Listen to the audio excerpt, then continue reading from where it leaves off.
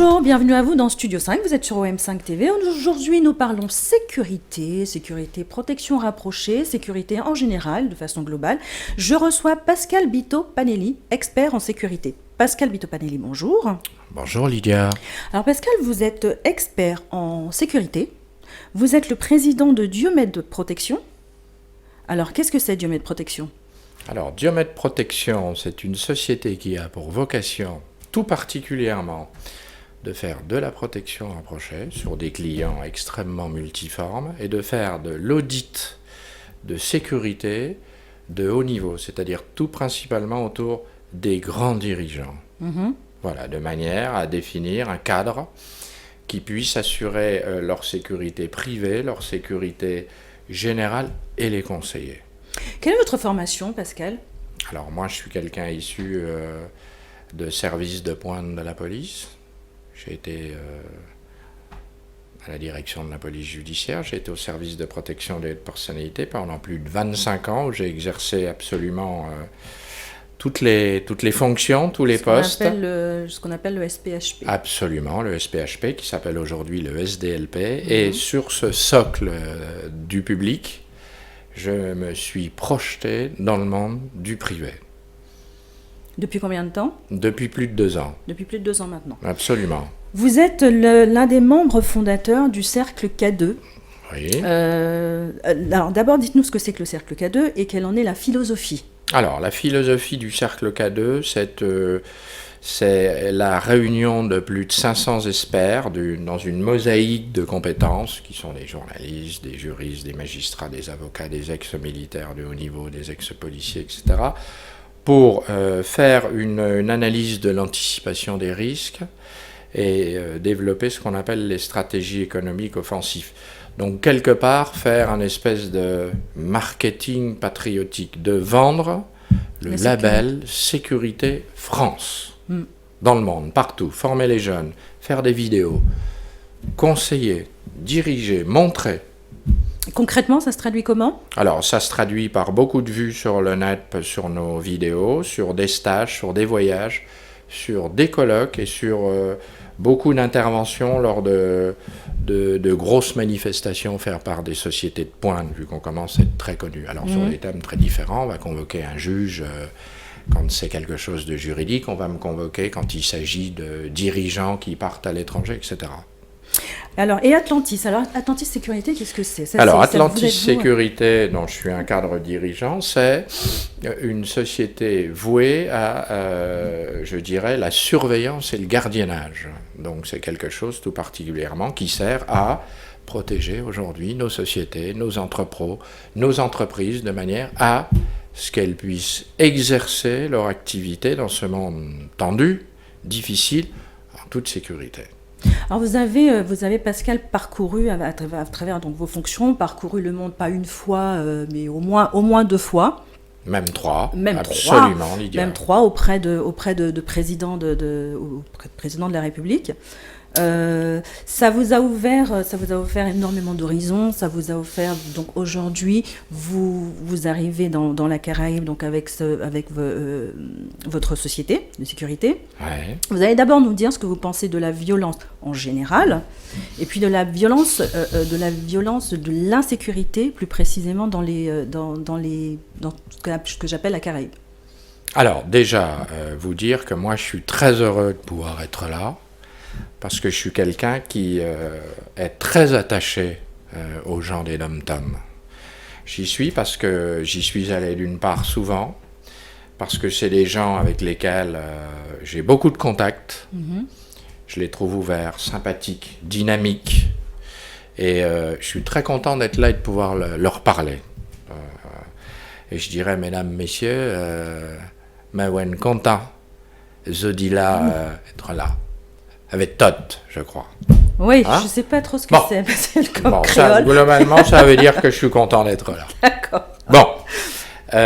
Donc, sur ces tours du monde, j'ai pu, alors bien sûr, faire non seulement les Antilles, mais la Nouvelle-Calédonie, la Polynésie, Mayotte, beaucoup la Guyane, et constater que, au-delà des gros atouts de ces îles, qui sont merveilleusement belles, il y a liées à des problèmes nombreux, je dirais globalement 3 crises, sociales, économiques, de milieu, et que ces crises catalysent un petit peu l'insécurité. Donc il y a naturellement, au-delà de cette analyse et de ce diagnostic, je pense, les mesures sont prises, je ne veux pas être là en donneur de leçons, mais il y a des choses, sans doute, il y a un laboratoire de recherche de la sécurité à faire, à créer. Et c'est quelque chose de très intéressant, auquel je m'intéresse beaucoup. Alors la violence, je ne vais pas vous l'apprendre, elle est liée beaucoup au chômage, elle est liée au désœuvrement de jeunes, elle est liée à la drogue, puisque ces îles tellement belles attirent les pays producteurs à ses voisins. Mais ça reste de toute façon les mêmes causes que pour la violence en général, et pas forcément liées aux îles. Oui, à part que je pense au demeurant qu'on a peut-être des choses, je dirais, sui generis à l'insularité. Puisqu'on ça peut arriver de toutes parts, oui. Les portes sont ouvertes, on contrôle moins, et ça amène une analyse, certes, vous avez raison, qui globalement est la même, mais qui amène des ajustements très spécifiques, je le pense. Un peu particulières. Moi, ce que je voudrais déjà, c'est que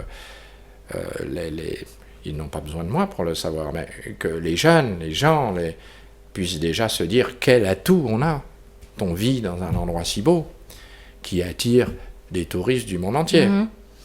Le problème consistant, c'est que la sécurité, et c'est pour ça que c'est quelque chose de majeur, touche au pacte social.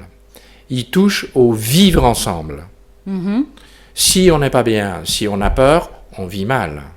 Forcément, oui. Vous êtes d'accord? Parce que là, c'est logique, oui. Donc ça, il faut essayer, c'est pas en un coup de baguette magique, de limiter les dégâts et peut-être de trouver une nouvelle solution. Alors en quoi Atlantis, par exemple, Atlantis pourrait intervenir et...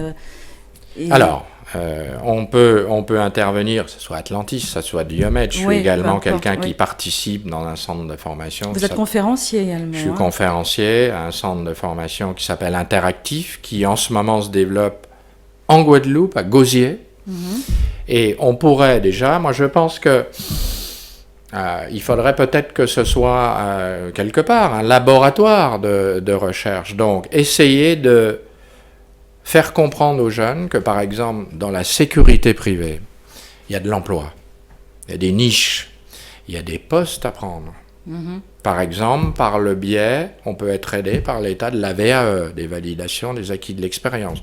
Sur une petite expérience, on peut obtenir aujourd'hui un certificat de qualification professionnelle d'agent de prévention et de sécurité pour avoir un métier. Et quand on a ce genre de choses, quand on a un diplôme d'agent conducteur de chien de défense, on trouve du travail. Et travailler dans la sécurité, c'est participer à la sécurité de la France, de son pays. Et je trouve que c'est quelque chose de très positif. Par exemple...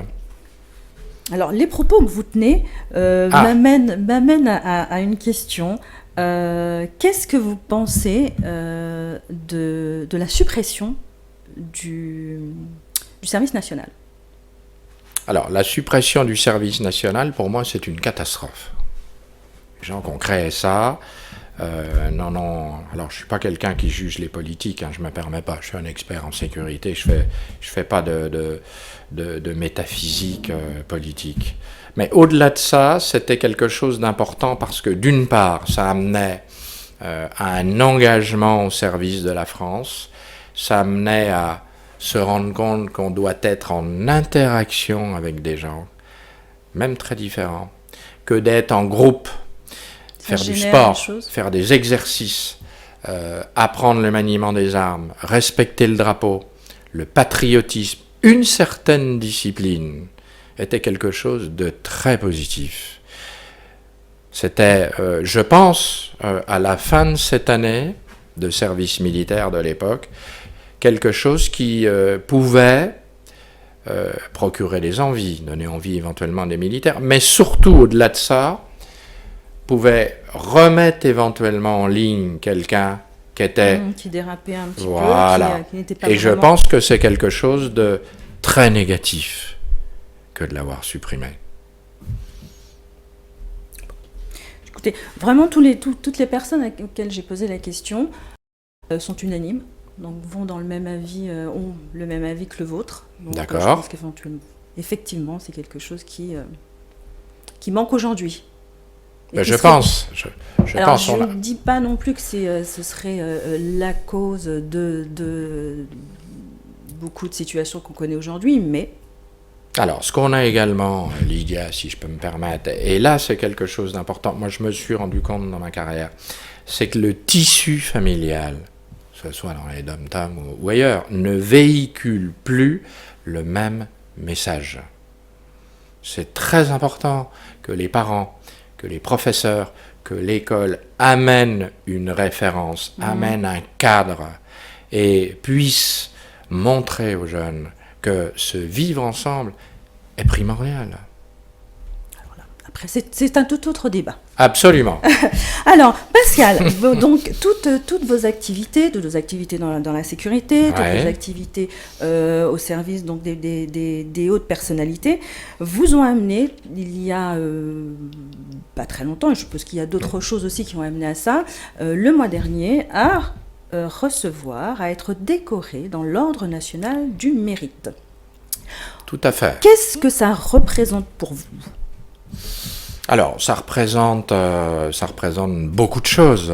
Ça représente déjà un grand symbolisme. L'Ordre national du mérite a été créé en 1963 par le général de Gaulle.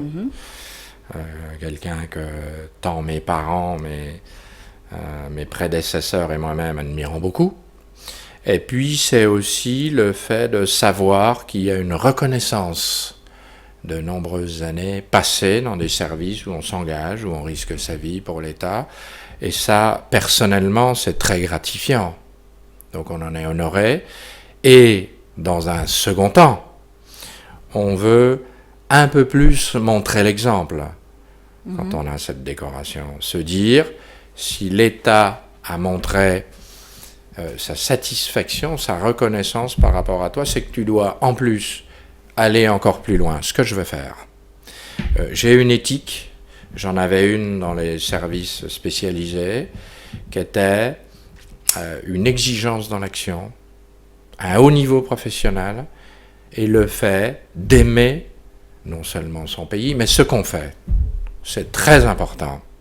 Et j'ai toujours essayé, que ce soit dans le public ou dans le privé, de pousser les hommes, de les faire se réaliser, de les faire aller plus loin, de les faire ouvrir les portes quand on a des qualités, même si on est dans un milieu difficile. Il faut toujours croire à la lumière. Il ne faut jamais baisser les bras. C'est pour ça que vous faites de la formation d'ailleurs. Oui, et je pense que c'est très important. Et ça y participe. Moi, beaucoup de gens pensent que le mérite est attribué un petit peu... Alors, on trouve que les médailles sont un petit peu galvaudées, de façon générale. Il n'y a pas cette... Alors, vous savez, pour avoir un peu d'humour, parce que c'est bien de faire rire nos auditrices et nos auditeurs, quand on tape décoration sur Google, on tombe motu proprio sur une phrase de Pierre Desproges qui dit « Les décorations, c'est comme les bombes, ça tombe souvent sur ceux qui ne le méritent pas. » Je vous en laisse juge, Lydia. Nous n'irons pas jusque-là. Je suis sûre que la vôtre est très particulièrement méritée. Alors, je ne sais pas, tout ce que je peux dire, c'est que moi, j'y mets toujours un gros sens du relatif et de la modestie, tout particulièrement me concernant. J'ai un arrière-grand-père qui a fait la Première Guerre mondiale, mon père était engagé, donc il l'aurait mérité beaucoup plus que moi. Après, je ne peux pas m'engager sur qui doit l'avoir ou pas. Tout ce que je sais, c'est que effectivement, vous avez raison, il devrait y avoir une très grosse analyse des dossiers pour savoir où est le mérite, où il ne l'est pas. Mais on est aussi dans une société où il y a du réseau, où on a du mal à lutter. En tout cas, si comme vous, le mérite est attribué à des personnes qui s'en servent pour ensuite engrainer des gens et engrainer des formations et engrainer des personnes à avancer, Je trouve que le but est atteint. J'espère, je le pense, je suis content de vous l'entendre dire. Moi, je pense que c'est ça. Enfin, très personnellement, je le ferai toujours. Vous savez, aujourd'hui, je vois dans le monde du privé, avant on parlait de vigile, c'était un terme très dégradant. Une espèce d'idiot qui était devant un magasin. C'est plus du tout ça. Les gens, ils ont une formation et moi, je les invite, nos amis, les jeunes des dom-tom, à au contraire se lancer dans ces métiers. Parce que c'est un métier d'avenir, c'est un métier au contraire. Donc on n'a pas à ne pas être fier, puisqu'on va protéger son pays, on va protéger les entreprises, on va faire que le pays continue de se développer. Une dernière question.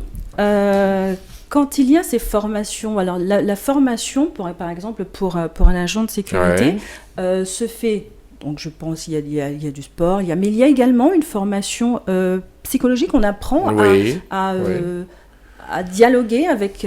oui, il y a des volets qui sont assez multiformes, législatifs, dialogue, positionnement, relations par rapport... Tout. Absolument, c'est quelque chose qui est aujourd'hui assez complet, qui est sous contrôle d'un très bel organisme qui s'appelle le CNAPS, c'est-à-dire qu'aujourd'hui, on est en train d'amener une sécurité privée beaucoup plus qualitative. Et c'est important, je vais vous dire pourquoi, Lydia. Parce qu'on est, quel que soit le pays, aujourd'hui dans un monde où il va falloir absolument, et moi je suis dans cette démarche d'innovation contrôlée, qui est une collaboration entre les forces publiques et le privé. C'est une obligation que ces deux institutions collaborent, accumulent leurs forces, parce que nous avons un devoir d'efficacité. On ne peut pas aujourd'hui laisser faire certaines choses. Comme je vous le disais, la sécurité, c'est le vivre ensemble. Il faut 2 jambes dans le même pantalon de combat, une régalienne et une privée, qui marchent en même temps. C'est très important. Donc il y a du travail, il y a de l'avenir, et il y a un très beau challenge. C'est celui de la sécurité des Françaises et des Français, des dom-tom de partout. Et ça, je m'y attelle. Eh bien, on va vous laisser vous atteler, et je suis sûre que le travail dans quelques mois, dans quelques années, portera très très vite ses fruits. Ben merci, Lydia, j'espère. En attendant, on va tout faire pour. Et c'est très important d'être très positif, de croire à ce qu'on fait. Toujours. C'est extrêmement important. Et je sais que vous êtes un homme positif, Pascal. Je le suis. Et je dirais, Tébéret, Pamoli, à tous nos amis des Antilles, il faut absolument nous accrocher. Merci Pascal Bitopanelli d'être venu jusqu'à nous. Merci de m'avoir invité. Beaucoup de bonnes choses, beaucoup de bons que nous allons retenir. Et puis, écoutez, à très bientôt. À bientôt, avec grand plaisir. Merci beaucoup. Et puis, écoutez, quant à vous, je vous retrouve très prochainement dans un nouveau numéro de Studio 5. En attendant, restez bien sur OM5 TV. Au revoir.